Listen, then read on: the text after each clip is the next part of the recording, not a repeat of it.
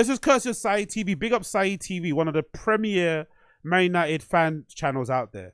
Why I wanted to bring this up is like, I feel like this video that's gone kind of viral on my side of social media, especially football social media, football Twitter and shit. Saeed sat down and did a tier ranking of the best football podcasts and creators. He did it originally alongside Faz, and then Rant and Bants joined towards the end. But this tier list has caused a lot of division, has caused a lot of arguments, has caused a lot of issues, and people don't seem to be the happiest about some of the rankings. Now, I have to be honest, when I was watching this live, I watched the entire thing all the way through. I did feel like in the beginning, it was done in somewhat good nature. It was done in a nice way, in a sort of like politically, wasn't politically correct, but it was done in a kind way, not in a harsh way. It was just their personal opinion.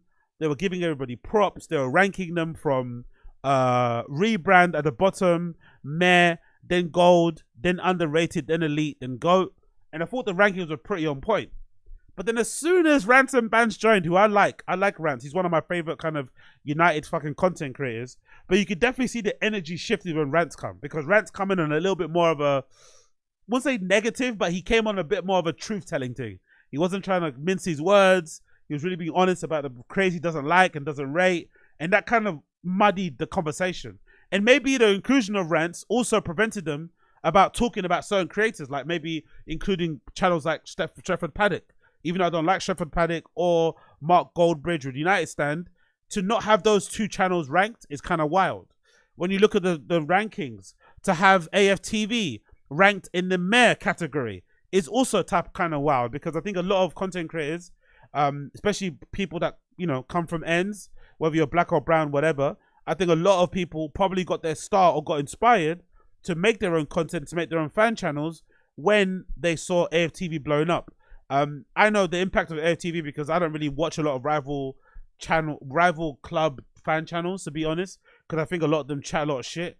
I think that goes for United fans as well, because they're kind of myopic when it comes to their brand, or when it comes to, their team. But I feel like AFTV did a good job of like reflecting, you know, the smorgasbord of Arsenal fans out there. And it also put a lot of people on. A lot of people have got their careers, have kind of made a future for themselves based off the name that they were able to make off of AFTV. So to have them in the meh place is crazy. Maybe in terms of what they're doing now, but for their impact overall, they have to be GOAT status. They have to be.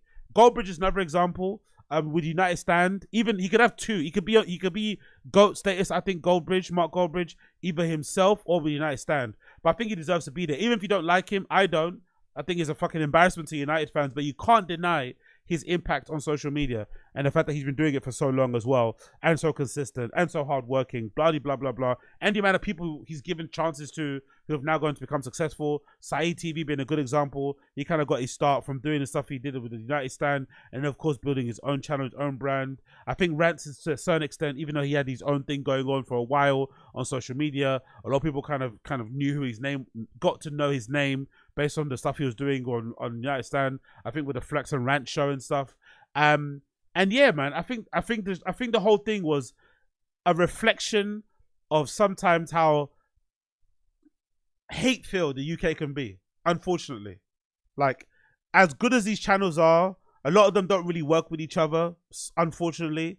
A lot of these guys didn't even know they watch each other's channels until some of the people jumped on board and got their props. Like, they don't really be giving people flowers. They don't be co-signing a lot of people. They don't be going on a lot of each other's channels.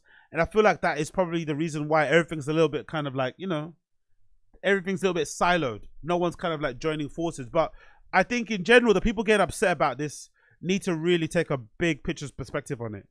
It's really refreshing to see all of these people who I would say are from the same places that I'm from, making money, making content, doing things that they love, talking about the clubs that they fucking love and support on social media. Because there was a time where football media didn't look like this.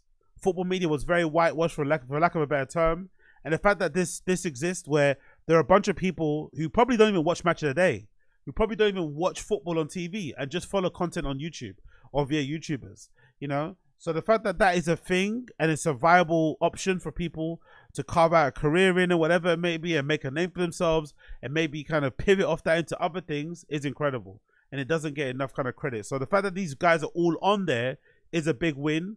but the division and the arguments and the quote unquote beef it's caused has been upsetting, but it's also a reflection of how negative this country can be.